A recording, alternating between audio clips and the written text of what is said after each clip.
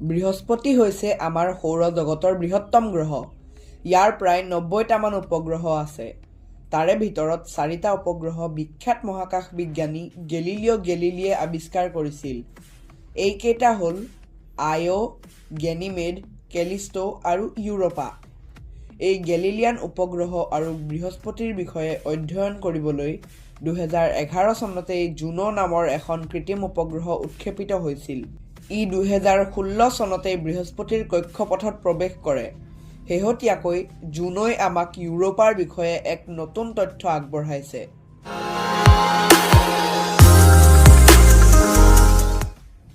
প্ৰথম খণ্ড। ইউৰোপা হৈছে বৃহস্পতি গ্ৰহৰ এটা বৃহৎ উপগ্ৰহ। ইয়াৰ আকাৰ প্ৰায় আমাৰ চন্দ্ৰটোৰ সমান। ইয়াৰ পৃষ্ঠৰ উষ্ণতা প্ৰায় -171°C।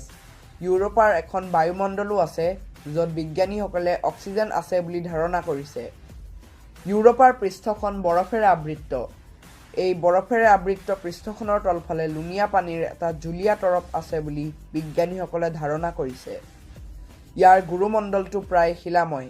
ইয়াৰ কেন্দ্ৰমণ্ডলটোও শিলাময়। ইয়াত বোকাৰ পৰিমাণ বেছিকৈ থকা কিছুমান খনিজ পদাৰ্থ আছে বুলি বিজ্ঞানীসকলে দাবী কৰিছে। এই বৰফেৰে আবৃত উপগ্ৰহটোৰ ভিতৰ অঞ্চলটো পিছে গৰম হৈ থাকে।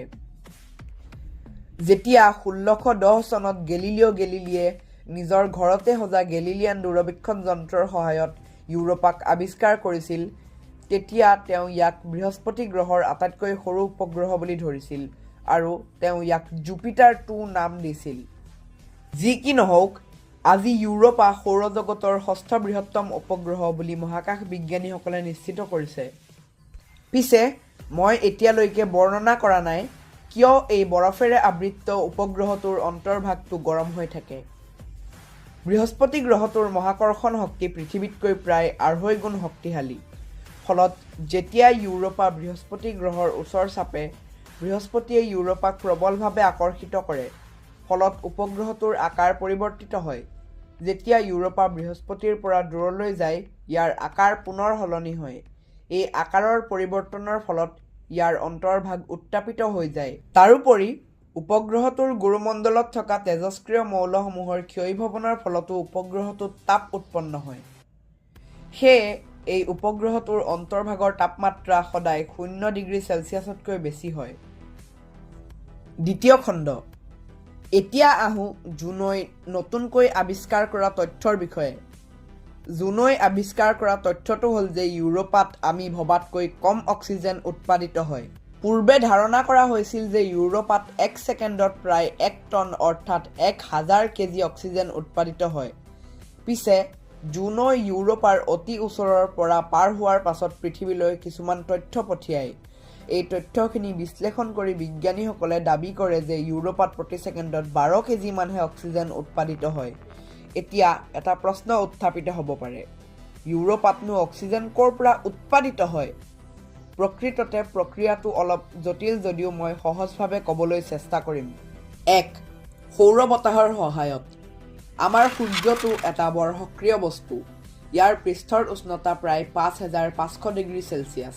পিছে সূৰ্যৰ পৃষ্ঠৰ বাহিৰত কৰোনা নামৰ এটা অংশ আছে। ইয়াৰ উষ্ণতা পিছে ১০,০০,০০০°C। ইমান উষ্ণ পৰিৱেশত ইয়াত থকা মৌলবোৰৰ নিউক্লিয়াছ আৰু ইলেক্ট্ৰন পৃথক হৈ পৰে আৰু এইবোৰ আধানযুক্ত কণিকালৈ ৰূপান্তৰিত হয়। এই আধানযুক্ত কণিকাসমূহে কৰোনাৰ তাপশক্তিৰ এক অতি সামান্য অংশ গ্ৰহণ কৰে আৰু ইয়াক গতিশক্তিলৈ ৰূপান্তৰিত কৰে। ফলত এই কণিকাসমূহ গতিশীল হৈ পৰে। ইয়াকেই সৌৰ বতাহ বোলে। এই সৌৰ বতাহ অৰ্থাৎ আধানযুক্ত কণিকাসমূহে সৌৰজগতৰ বিভিন্ন গ্ৰহ আৰু উপগ্ৰহক আঘাত কৰে।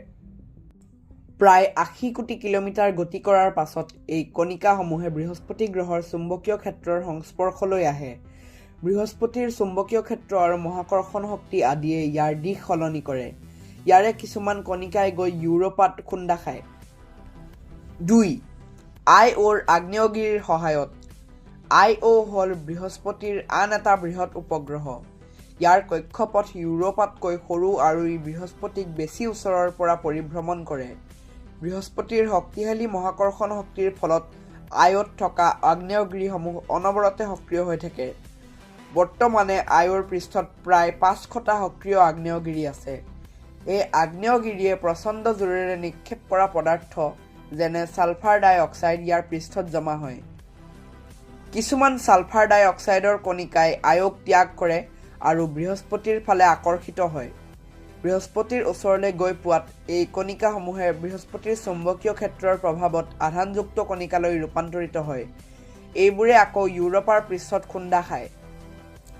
এই বিভিন্ন দিশৰ পৰা অহা আধানযুক্ত কণিকাসমূহে যেতিয়া ইউৰোপাৰ বৰফত আঘাত কৰে, এই বৰফ গঠন কৰা অণু এটাৰ হাইড্ৰজেনৰ পৰমাণুবোৰে সংঘৰ্ষটোৰ পৰা শক্তি গ্ৰহণ কৰি অণুটোক ত্যাগ কৰে।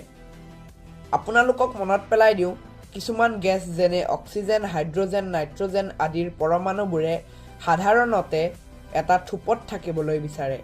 পৰমাণুৰ এটা থোপকেই অণু বোলে।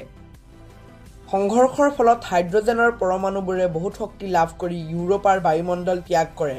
অক্সিজেনৰ পৰমাণুবোৰেও শক্তি গ্ৰহণ কৰি বায়ুমণ্ডললৈকে যায়। পিছে ইহঁত গধুৰ হোৱাৰ বাবে ইহঁতি বায়ুমণ্ডল ত্যাগ কৰিব নোৱাৰি বায়ুমণ্ডলতেই স্তব্ধ হৈ পৰে আৰু আন এটা অক্সিজেনৰ পৰমাণুৰ লগ লাগি অক্সিজেন গেছ নিৰ্মাণ কৰে। এইদৰে ইউৰোপাত অক্সিজেন উৎপাদিত হয়। যিদৰে এই আধানযুক্ত কণিকাসমূহে অক্সিজেন গেছ গঠনত সহায় কৰে, সি এইদৰে অক্সিজেনক উপগ্ৰহটোৰ পৰা আঁতৰাইও পঠিয়াব পাৰে। কেনেকৈ? যদি এটা আধানযুক্ত কণিকাই এই অক্সিজেনৰ গেছৰ অণুত প্ৰত্যক্ষভাৱে খুন্দা মাৰে, এই অণুৰ অক্সিজেনৰ পৰমাণু দুটাই ইমানেই গতিশক্তি লাভ কৰে যে সিহঁতে ইউৰোপাৰ বায়ুমণ্ডল ত্যাগ কৰে। তৃতীয় খণ্ড। যি কি নহওক, ইউৰোপা হৈছে জীৱন বিচাৰি পোৱাৰ সম্ভাৱনা থকা এটা উপগ্ৰহ। ইয়াৰ বৰফৰ পৃষ্ঠৰ তলত থকা জলৰাশিত পৃথিৱীত থকা সকলো নদী, সাগৰ, মহানগৰৰ পানীতকৈ দুগুণ পানী সঞ্চিত হৈ আছে। তাৰোপৰি ইয়াত জীৱনৰ কাৰণে প্ৰয়োজনীয় সকলো মৌল যেনে অক্সিজেন, নাইট্ৰজেন, কাৰ্বন, হাইড্ৰজেন আদিবোৰো উপলব্ধ। তাৰোপৰি এই বৰফেৰে আবৃত উপগ্ৰহটোৰ অন্তৰ্ভাগটো বৃহস্পতিৰ মহাকৰ্ষণ শক্তিৰ টনা আজোৰাৰ ফলত গৰম হৈ থাকে। যদিও ইয়াত উৎপন্ন অক্সিজেনৰ পৰিমাণ কম বুলি বিজ্ঞানীসকলে নিশ্চিত কৰিছে, সকলো আশা এতিয়াও হেৰাই যোৱা নাই। একেবাৰে সামান্য অক্সিজেন থকা পৰিৱেশতো জীৱৰ উৎপত্তি হ'ব পাৰে। পৃথিৱীটো এনেকুৱা এটা অৱস্থাতেই জীৱৰ সৃষ্টি হৈছিল। যি কি নহওক, এই ইউৰোপাত জীৱন সম্ভৱ হয় নে নহয় তাৰ বিচাৰ কৰিবলৈ আমেৰিকাৰ মহাকাশ সংস্থা নাছাই এই বছৰৰ অক্টোবৰ মাহত ইউৰোপা ক্লিপাৰ নামৰ মহাকাশ যান উৎক্ষেপিত কৰিব। এই যানখনে 2030 চনত ইউৰোপাৰ কক্ষপথত প্ৰৱেশ কৰিব আৰু ইয়াত থকা 9টা যন্ত্ৰৰ সহায়ত ইউৰোপাৰ বিষয়ে অধ্যয়ন কৰিব। মহাকাশ যানখনত থকা মেগনেটমিটাৰে উপগ্ৰহটোৰ ওচৰৰ অংশৰ চুম্বকীয় ক্ষেত্ৰৰ প্ৰাবল্য জুখিব। ইয়াৰ লগতে ইয়াত থকা যন্ত্ৰ এটাই ইউৰোপাৰ ওচৰে পাজৰে থকা আধানযুক্ত কণিকাৰ পৰিমাণো জুখিব। যানখনত থকা মেছ স্পেক্ট্ৰমিটাৰে ইউৰোপাত কি কি গেছ মজুত আছে তাক অধ্যয়ন কৰিব। পৃষ্ঠধূলি অধ্যয়ন কৰা যন্ত্ৰই ইয়াৰ পৰা ওলোৱা ধূলি অধ্যয়ন কৰিব। আৰু যানখনত থকা স্পেক্ট্ৰগ্ৰাফে ইউৰোপাৰ পৰা অহা অতিবেঙুনীয়া ৰশ্মি বিশ্লেষণ কৰিব আৰু ইউৰোপাৰ বায়ুমণ্ডলৰ পৰিৱৰ্তন কেনেধৰণে হয় তাক প্ৰত্যক্ষ কৰিব। ইয়াত থকা কিছুমান কেমেৰাই ইউৰোপাৰ ফটো তুলি পৃথিৱীলৈ তৰংগৰূপে প্ৰেৰণ কৰিব। আন কিছুমান থাৰ্মেল কেমেৰাই ইউৰোপাৰ বিভিন্ন অংশৰ উষ্ণতা নিৰ্দেশ কৰা ফটো তুলিব। যানখনত থকা ইমেজিং স্পেক্ট্ৰমিটাৰে উপগ্ৰহটোত থকা বৰফ, লৱণ আদিৰ তথ্য সংগ্ৰহ কৰিব। আৰু শেষত বিভিন্ন সময়ত যানখনে প্ৰেৰণ কৰা তৰংগসমূহক ইউৰোপাই কেনেদৰে আকৰ্ষিত কৰে তাক টেলিকমিউনিকেশ্যন আহিলাৰ সহায়ত বিশ্লেষণ কৰি বিজ্ঞানীসকলে ইউৰোপাৰ বৰফৰ তলৰ অংশৰ গঠন সম্পৰ্কে আৰু কথা জানিব পাৰিব। চতুৰ্থ খণ্ড। আজি আমি জুনৰ পৰা ইউৰোপা ক্লিপাৰলৈ ইউৰোপাৰ আন্তঃ উত্তাপীকৰণৰ পৰা অক্সিজেন উৎপাদনৰ বিষয়ে আলোচনা কৰিলোঁ। যদিও ইউৰোপাত কেৱল 12 কেজি অক্সিজেনহে প্ৰতি ছেকেণ্ডত উৎপাদিত হয়, আমি মনত ৰাখিব লাগিব যে এসময়ত পৃথিৱীৰ বায়ুমণ্ডলত অকণো অক্সিজেন নাছিল। তেতিয়াও পৃথিৱীত বিভিন্ন অণুজীৱৰ উত্থান ঘটিছিল। গতিকে আমি আশা এৰাৰ প্ৰশ্নই নাই। আজিৰ তথ্যচিত্ৰখনত উল্লেখিত কথাবোৰ নেচাৰ এষ্ট্ৰনমিৰ কেইবাটাও প্ৰবন্ধৰ আধাৰত কোৱা হৈছে। এইবোৰৰ লিংক ডেছক্ৰিপশ্যনত উল্লেখ কৰা হৈছে। যদি আপুনি ভিডিঅ'টো চাই ভাল পালে লাইক আৰু শ্বেয়াৰ কৰিব। ধন্যবাদ।